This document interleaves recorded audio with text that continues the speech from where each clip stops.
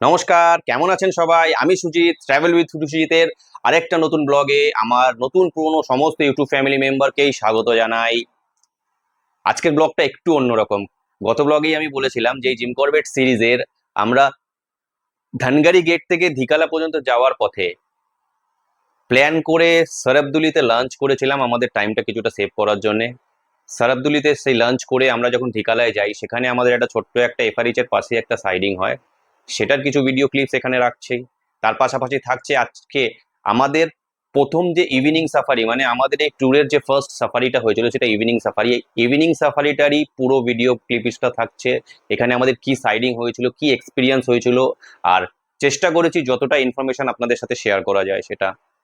তার পাশাপাশি সাফারি শেষ করে আমরা যখন এফআরএইচ এ ফেরত এসেছিলাম, সেই এফআরএইচ এ ফেরত এসে আমরা কি করেছিলাম, ফেরার পর রাত্রে ডিনারই বা আমরা কি করেছিলাম, আর সেই ডিনার সংক্রান্ত কিছু ইনফরমেশন সেটাও আপনাদের সঙ্গে শেয়ার করব।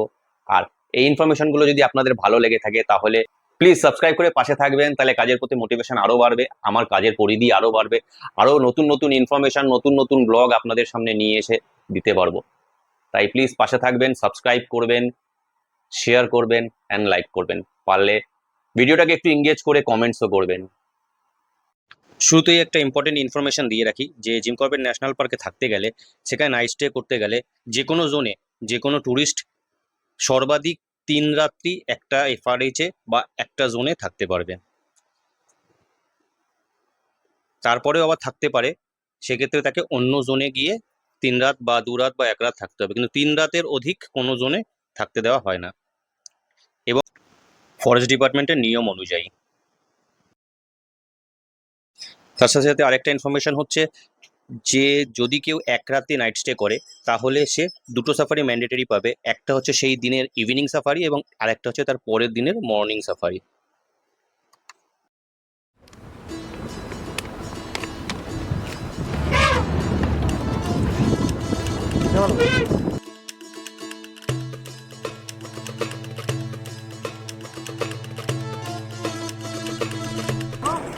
আগের ব্লগেই আপনাদের দেখিয়েছি যে ধনগারি গেট থেকে এন্ট্রি করে জিম করবেট স্যারের স্ট্যাচু দেখে আমরা সোজা ধিকালার দিকে রওনা হয়েছিলাম। আর যাওয়ার পথে আমরা সরবদুলিতে আমাদের টাইম সেভ করার জন্য লাঞ্চ করেছিলাম। লাঞ্চ করে আমাদের গন্তব্য ছিল ধিকালা।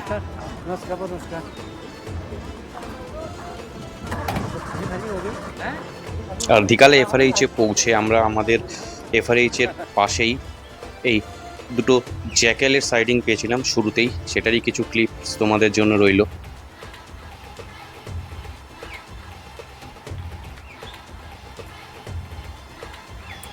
এটা দেখতে দেখতে তোমাদের কিছু ইনফরমেশন দিয়ে দিই। আমাদের সাফারির শুরু থেকেই জিম করবেট ন্যাশনাল পার্কের টোটাল এরিয়াই হচ্ছে 1318 square kilometre, including two core area 520 square kilometre এবং বাফার এরিয়া 798 স্কোয়ার কিলোমিটার। এই জিম করবেট ন্যাশনাল পার্কের প্রথম সাফারিতে, ইভিনিং সাফারিতে তোমাদের সবাইকে ভার্চুয়ালি স্বাগত আমার সাথে। আর সাথে একটা ছোট্ট ইনফরমেশন দিয়ে রাখি, উইকিপিডিয়া অনুসারে জিম করবেট ন্যাশনাল পার্কে বিভিন্ন ধরনের পাখি প্রজাতি পাওয়া যায়। প্রায় 577টি পাখি প্রজাতি এখানে পাওয়া যায়। এছাড়াও নানা রকমের সরীসৃপ পাওয়া যায়।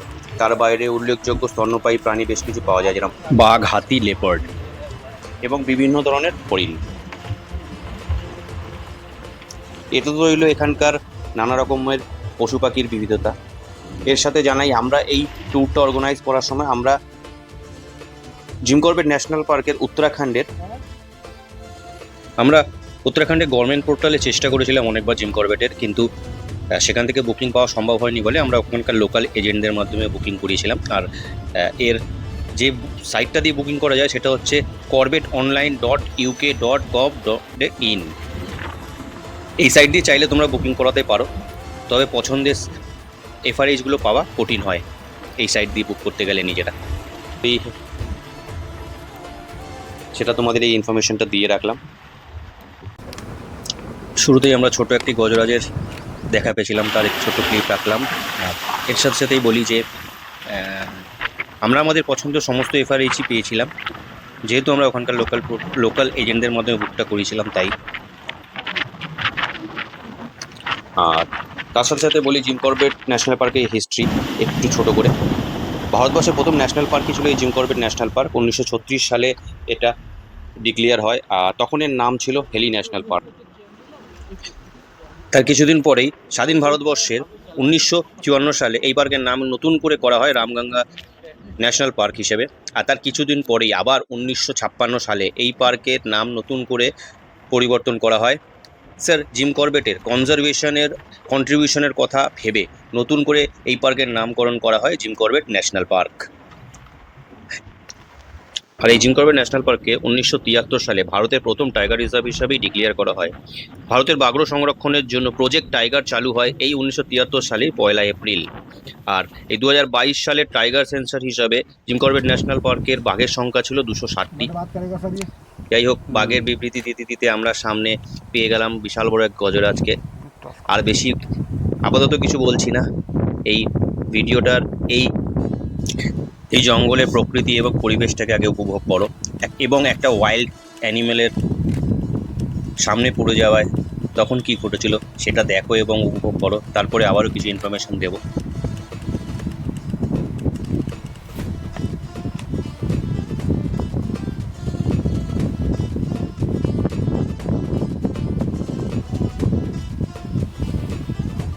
एकदम कॉलेज करके आया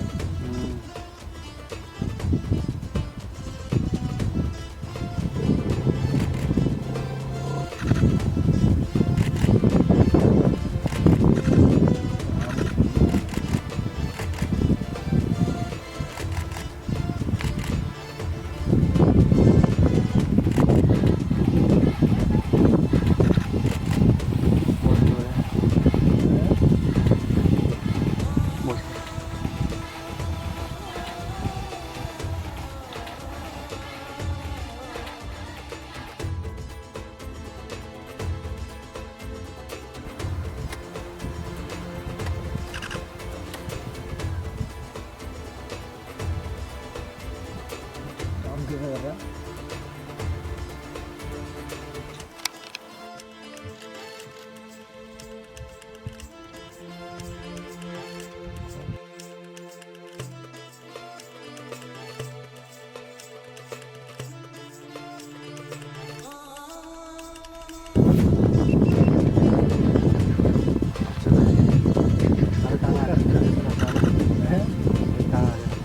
Kasih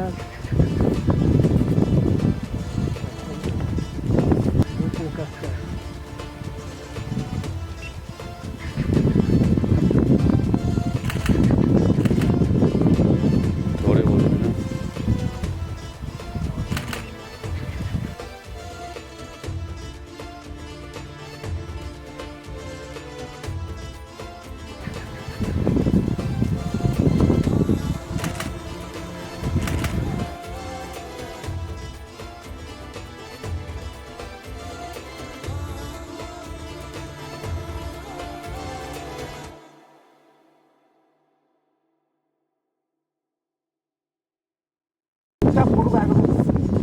ধুলে হ্যাঁ, তোল তোল তোল।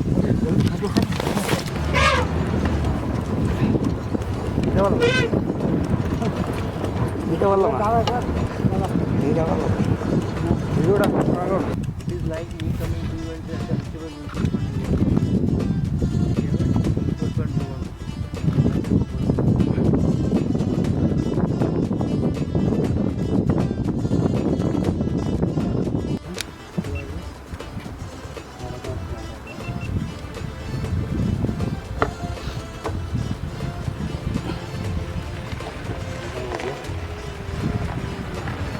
सांबर रोड से आ रहा क्या हुआ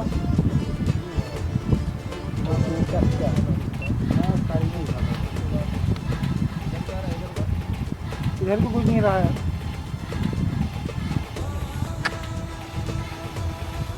रास्ते में साल में लेट आए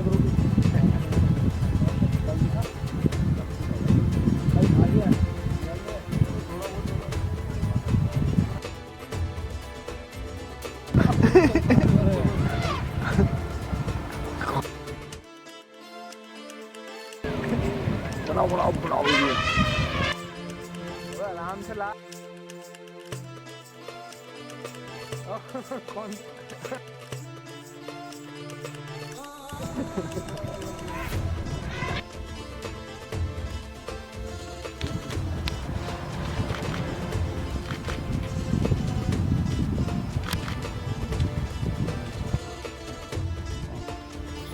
এর সাথে সাথে তোমাদের আরেকটু ইনফরমেশন দিয়ে দিই, এই জিম করবেট ন্যাশনাল পার্ক সারা বছর খোলা থাকে না নাইট স্টের জন্য।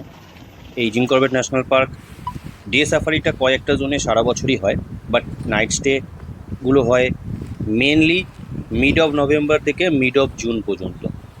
যে কটা এফআরএইচে নাইট স্টে করতে দেওয়া হয়, যেরকম ধিকালা জোনের ধিকালা, সরবদুলি, গেরাল, সুলতান, বিজরানি জোনের বিজরানি, মালানি, ঝিন্না জোনের ঝিন্না এবং ঢেলা জোনের ঢেলা, সে সবকটা জোনেই মোটামুটি নাইট স্টেটা হয় নভেম্বর মিড থেকে জুনের মিড পর্যন্ত।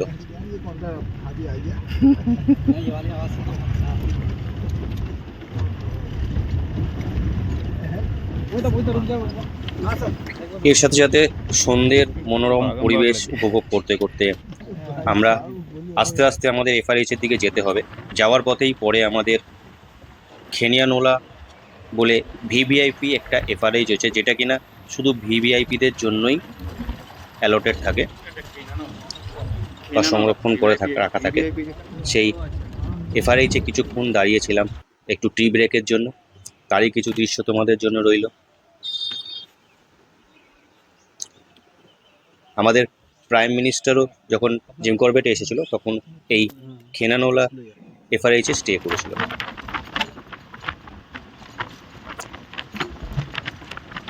এখন আমরা আবার, যেহেতু আমাদের সাফারির টাইম শেষ, একদম শেষের পর্যায়ে, তাই আমরা এখন আস্তে আস্তে জঙ্গলের এই মনোরম দৃশ্য দেখতে দেখতে মনকে শান্ত করতে করতে দিঘালা এফআরএইচের দিকেই ফেরত যাচ্ছি। পথে যদি তার দেখা হয় তাহলে ভিডিওতে অবশ্যই দেখাবো।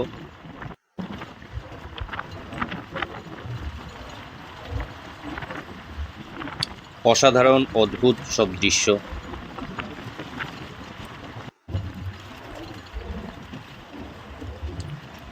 পাহাড়ের গায়ে শালের এই জঙ্গল থেকে বেরিয়ে পড়লাম একটা গ্রাসল্যান্ডের মধ্যে, তার পাশে ভেসে থাকা মেঘ আর পাহাড় এক হয়ে যাচ্ছে, বোঝা যাচ্ছে না কোনটা মেঘ আর কোনটা পাহাড়। তারই কিছু দৃশ্য তোমাদের জন্য রাখলাম।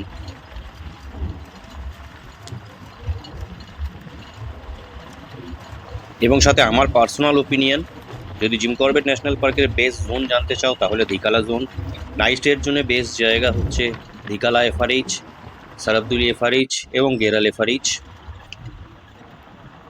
এর সাথে সাথে আমরা ধিকালা সাফারি শেষ করে একদম ধিকালা এফআরএইচেই চলে আসলাম। ধিকালা এফআরএইচ সন্ধ্যে 6:30 বাজে সবে সাফারি সেরে এসেছি। এরপরে দেখাবো আমরা রুম। এখনও এত লাইট দেখ। এটা হচ্ছে ধিকালার ওল্ড এফআরএইচ।